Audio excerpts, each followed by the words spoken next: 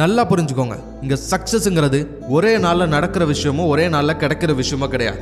நான் ஒரு நாள் சந்தோஷமாக இருப்பேன், ஒரு நாள் நான் நிம்மதியாக இருப்பேன், ஒரு நாள் நான் நினச்ச லைஃப் ஸ்டைலை வாழ்வேன், ஒரு நாள் நான் நினச்ச வேலையில் இருப்பேன் அப்படின்னு ஏதோ ஒரு நாளுக்காக நீங்கள் வெயிட் பண்ணிக்கிட்டு இருக்காதீங்க. ஏன்னா சக்ஸஸ்ங்கிறது அந்த ஒரு நாள் இல்லை.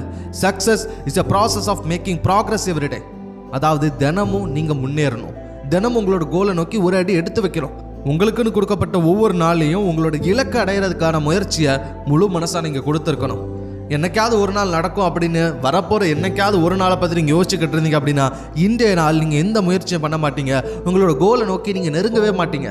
ஆனால் the process of making progress, அதாவது தினமும் நான் ஒரு விஷயத்த பண்ண போகிறேன், அது ஒவ்வொரு நாள் நான் பண்ணும்போதே நான் ஜெயிக்கிறேன், அதனால என்னோட இலக்கை நோக்கி நான் போகிறேன் அப்படின்னு நீங்கள் நினைக்கிறீங்க அப்படின்னா தட்ஸ் மேக் த டிஃபரன்ஸ்.